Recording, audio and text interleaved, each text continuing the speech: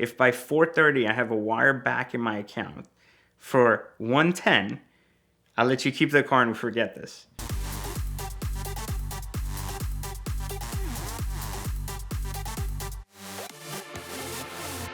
So I love the DBS because for some odd reason, I can hack them. And when I say hack them, I mean, I can buy them, enjoy them, and resell them for way more than I've done any other car. It's almost like every single one of the DBSs I've ever touched has always been a gold mine. And so I don't know if it's due to the James Bond franchise or it's due to the fact that it's just a very popular and cool car.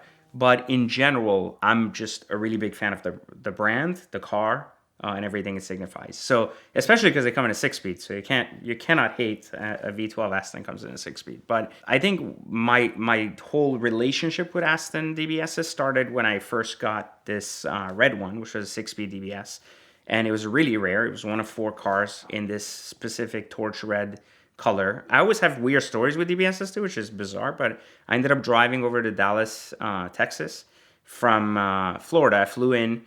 I picked up a red DBS 6-speed. I went, they wouldn't let me PPI it, have a private purchase inspection on it. So instead, what I did was I brought my mechanic with me. I was like, we'll go there, we'll look at it.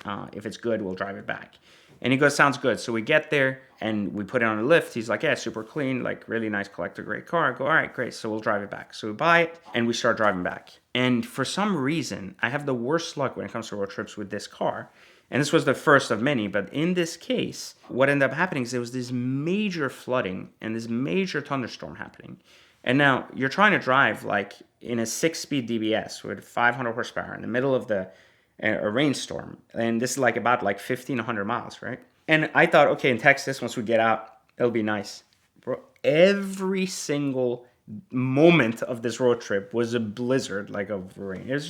It was brutal, right? It was so bad. I survived that trip, like, and I finally made it home, and I had duct taped the whole car, like with painter's tape to make sure nothing happens to it. I actually get home. It's fine. Okay, saved. Enjoyed the car for like 7 months. Ended up selling it. Made it quick. It was about 12 grand. But it was really good. Like really great car. No issues. Nothing wrong with it. Then came the second car. So I really missed it. And I wanted another one. But I couldn't find one because it was impossible to find a 6-speed, let alone a red one. And so I went and to see an R8 Spider in Virginia, where I'm originally from. And I was just visiting. And I was supposed to go pick up my, at the time, fiance to bring her back to Florida to live with me. So I was going there, flew in there, and I said, I'm going to go see a car, and then we're going to get back in your car and then drive to Florida. But as I go into the showroom to see this R8, I noticed that the R8 was sold. But then I see this DBS sitting in the corner outside, and it had just like snowed, and this DBS is sitting outside in the snow. So I'm like, why would they leave a DBS outside in the snow when they have like 8 degrees and some of these basic cars inside? So it doesn't make any sense. So I looked at the guy and I'm like, hey, what's the story with that? He's like, oh, the manager's trying to get rid of that car. It's like completely, like we've been trying to sell it for 6 months. It just doesn't sell, right? And I'm like, okay. So I look at this car and I'm like, what's wrong with it? He's like, nothing's wrong with it. It's just not in the best of shape. So I go, listen, I don't have time to like inspect it or anything. So let me drive it for 50 miles. And if I drive it for 50 miles and it doesn't break down, doesn't throw a check engine light, like let's come up with a price. So I drive it, no issues at all, even though it's like a little bit rough, like brakes are squealing a little bit. So it's not a perfect car, but it has like 20,000 miles, which at the time during that year was a lot for an 11. So I was like, okay, but I still drove it. It was a good car. I gave the guy a ridiculous number. They were asking 108. I gave the guy a 92 number. I said, I give you 92 grand and I'll take the car now. So it was a completely random number, actually. I threw some kind of lowball and I was like, maybe they'll take it, maybe they will not. And then what ended up happening, which was really, really interesting, is that the manager goes, oh, I can't take 92. I'm not out of my mind. I have more in it. And I was like, okay, whatever. So I was like, oh, that's fine. Then I'll pass. No worries. So I gave him my card and I go, if tomorrow you change your mind, I'm leaving out of town tomorrow and I won't be back. So if you change your mind, let me know before tomorrow. So he calls me at 9 a.m. and he's like, if you can do 93, I'll let you take the car. So I go, well, I really wanted 92. I said, I'll meet you at 92.5. So he goes, okay, fine, just take your car and leave. So later I discovered it's actually the exact number they bought at that auction. So it was like completely random, but I was like really a lucky hit with that number. So I take this car. I had a Carfax on it too. It had a small accident, etc., like a minor, but it was never repaired. So it never had paintwork, but it had an accident on it, meaning something had happened in the back. You could still see where it was scratched, but nobody had actually repaired it. So I took this car, but what happened is this time now I have to drive back, right? Like all the way to Florida. And what ended up happening is there was an ice storm coming. So I was like, well, I got to get out of here before, again, worse luck with DBSs. I was like, I have to get out of town before this ice storm. I'm picking up this car. It's probably about 10:30 by the time we're done. You know, like actually going to the dealership, signing the paperwork, taking the car. And what ends up happening is I see the radar and it says, oh, the storm's getting worse. It's coming. And I'm like, I have to get out of town now. So my girlfriend's pissed, right? Because she's like, well, I thought we were driving together. I'm like, no, you drive your car. I'll drive my car. So we're flying down, literally with the storm being behind us, and it's icing and snowing as we're leaving town towards Florida. And by the time we got to one rest stop, it was really funny because my entire car was iced, but the floor wasn't iced, so I could actually get out, meaning like I wasn't skidding everywhere. So that was my second DBS, and it was when I finally got it back to Florida, I had it checked out. It was actually okay. It had a couple of issues with it. It was actually one of the first cars that I had where I had this problem where the ceramics were toast. So I had to do a steel brake conversion on it, and that, instead of like a 30 grand kit, it was like $5,000 change. And then that enabled me to do that instead of ADV1s, and then I sold the car. I bought it at 92, I sold it at 126. The story again continues where someone gave me a 5K deposit, made me wait 2 months, never paid for the car. Then they backed out and I kept their deposit. Then another guy comes along and pays full price for the car.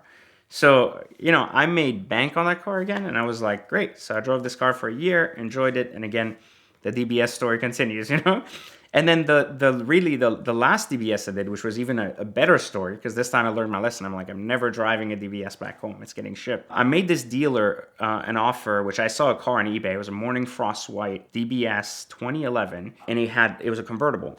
And it had a really rare black interior with red stitching, which I thought was really cool. I was like, it's really well done. It seems to be in excellent condition, 5,000 miles on the clock, asking 120. And so I looked at this car and I go, okay, I'm going to offer 93. I just had that number in my head. I'm like, I'm going to offer 93. So the guy talks to me on the phone, says, it's never going to happen. I'm an idiot. I'm like, okay, that's my number. If things change, call me. 3 weeks later, I call him back and I'm like, hey, you still haven't sold it. You want to sell it? He's like, hey, listen, I'll meet you at 105. I'm like, no, sorry, 93. So I was like, all right, but anyways, good chatting with you. So I see it again 2 weeks later. I call again. I'm like, hey, so are you going to come down? He's like, listen, it's a consignment car. I talked to the owner, so now more story comes out of it. He's like, I talked to the owner. They take 98. I'm like, nah, really, I'm still stuck on that 93, man. He's like, you don't want to come up a little bit? I'm like, no, I really like the 93 number. Because I kind of know what dealers are offering, to take that car and trade. I'm like, they just don't want older cars. It's not exciting. It's not hot, especially if they're a big franchise dealer. So I was like, well, you're not going to want the car. So they're probably, the reason it's consigned, because they probably can't offer something like what I'm offering. So based on the way they were talking to me, I was like, it's just not going to hurt, right, to offer that and stay with it. And I stayed with it. I was like, 93 is the number. If you get there, call me. So the next day he calls me back and he goes, listen, 95, they'll do it right now. I said 93. So he's like, hold on. So he gets on the phone while he has me on hold and he goes, fine, they'll do it at 93. I was like, okay, 93 it is. So I said, now let's send it to inspection. So we send it to inspection at a dealership that's local. And the car goes there and they go, it needs tires. I'm like, can you come down 92? And he goes, no, I'm not going $1 under 93. I said, you know what? Fine. I'm just going to buy the car tires or not. But the car was perfect. So I was right. It was a very nice low mileage car. And I knew that it just seemed to be such a perfect car. And I was like, it's going to be easily bringing 100. So I bought that car and I was actually going to keep it because I liked the Morning Frost. I thought it was really cool. Even though it was in the 6-speed, it was still a nice car. The PPI goes through. Everything's perfect. So I called the dealer and he goes, listen, you got to wire in today. It's 3 o'clock. I said, okay, so I'm going to wire you money right now. So give me the wiring instructions. And they hadn't even sent me the wholesale order, or anything, because I was buying it under me as the dealer, not under me as a person. And so I was like, listen, I'm just going to wire you the money now. Send me the docs so that we don't hit wire cutoff time. So it's 3 o'clock. At 3:30, I wire him money. So he has his 93 grand. He's doing his thing. And then I get a call. And he goes, listen, someone came in here, saw the car sitting here after we brought it back from the PPI, and they want it. So can I buy it back from you? And I'm like, okay, what are you offering? He's like, well, they can give you 100 right now. Like, so you can make a quick $7,000. And he's like, I'll just wire it back. I'm like, well, I was really hoping for 120. So I'm like, you were listing it for 120, I want 120. So the guy goes, I'm not getting you 120. I was like, wow, I just think 120 is a really good number. Like, I've kind of done my research and I think 120 is a good number. And he's like, okay, let me talk to him. So he comes back, he's like, well, he came up 105. And I'm like, nah, I'm still really on that 120. I like that 120 number. So I was like, I tell you what, why don't you ship the car? Don't worry. Tell the guy it's sold and it's gone. So he comes back. He's like, hold on. He's like, okay, he said he'll give you 110. So now I'm thinking in my head, I'm like, okay, 17 grand. I go, all right, I'll make you a deal. It's 4 o'clock right now. If by 4:30 I have a wire back in my account for 110, I'll let you keep the car and we forget this. And he goes, okay, hold on. So he calls me back. He's like, done. And I was like, okay. So I was like, what? The best DBS I've ever owned is like less than like an hour for 17 grand profit without even touching or having the car or doing paperwork on a car. So I was like, this is probably like the best flip, I've ever had when it comes to like actually not doing any work. But it comes down again to the idea that if you pick the right cars, I mean, every one of these DBSs was special, right? The first one was red on black with a 6-speed, gray on red, automatic. But again, the dollar was so cheap at the time. And then the third one was Morning Frost on black, but it was also a low mile collector car at the cost of a not low mile collector car, So I've always had good lucks with DBS and they've always worked out for me. A watch can do a lot more than just tell time. It can make a statement to the world or show people a little bit more about who you want to be. Vincero offers an awesome line of designer watches at a great value that you can check out today at the link in the description below.